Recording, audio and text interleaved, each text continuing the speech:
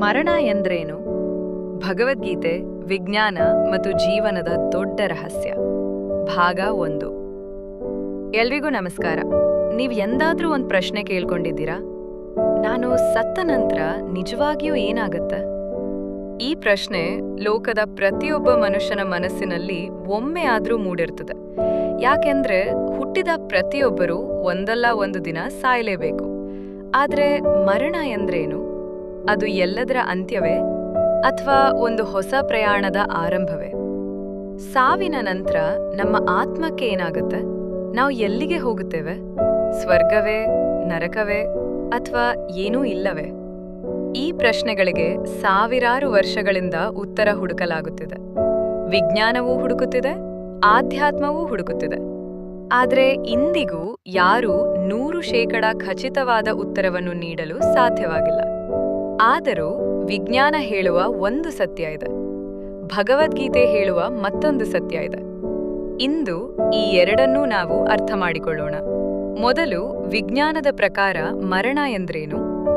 ಒಬ್ಬ ವ್ಯಕ್ತಿಯ ಹೃದಯ ಬಡಿಯುವುದನ್ನು ನಿಲ್ಲಿಸಿದಾಗ ದೇಹಕ್ಕೆ ಆಮ್ಲಜನಕ ಸಿಗುವುದಿಲ್ಲ.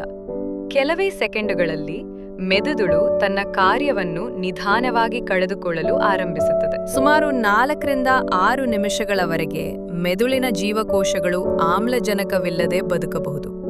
ಅದರ ನಂತರ ಶಾಶ್ವತ ಹಾನಿಯಾಗುವ ಸಾಧ್ಯತೆ ಹೆಚ್ಚಾಗುತ್ತದೆ. ಆದ್ದರಿಂದಲೇ ಹೃದಯಾಘಾತವಾದ ತಕ್ಷಣ ಚಿಕಿತ್ಸೆ ನೀಡುವುದು ತುಂಬಾ ಮುಖ್ಯ. ಆದರೆ ಇಲ್ಲೊಂದು ಕುತೂಹಲಕಾರಿ ಪ್ರಶ್ನೆ ಇದೆ. ಹೃದಯ ನಿಂತ ತಕ್ಷಣವೇ ಮನುಷ್ಯ ಸತ್ತಂತೆಯೇ?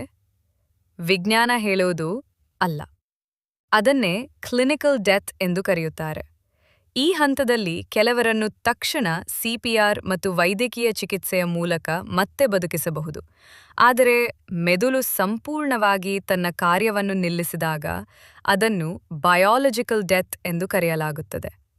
ಇಲ್ಲಿಯವರೆಗೆ ಇದು ವಿಜ್ಞಾನಕ್ಕೆ ತಿಳಿದಿರುವ ಸತ್ಯ. ಆದರೆ ಮರಣದ ನಂತರ ನಮ್ಮ ಅರಿವು ಸಂಪೂರ್ಣವಾಗಿ ಕೊನೆಗೊಳ್ಳುತ್ತದೆಯೇ ಅಥವಾ ಇನ್ನೇನಾದರೂ ನಡೆಯುತ್ತದೆಯೇ? ಈ ಪ್ರಶ್ನೆಗೆ ವಿಜ್ಞಾನ ಇನ್ನೂ ಉತ್ತರ ಹುಡುಕುತ್ತಿದೆ. ಆದರೆ ಸುಮಾರು 5000 ವರ್ಷಗಳ ಹಿಂದೆ ಭಗವಾನ್ ಶ್ರೀಕೃಷ್ಣ ಈ ಪ್ರಶ್ನೆಗೆ ಒಂದು ಉತ್ತರ ನೀಡಿದ್ದರು. ನೀನು ದೇಹವಲ್ಲ, ನೀನು ಆತ್ಮ. ಹಾಗಾದರೆ ಆತ್ಮ ಎಂದರೇನು?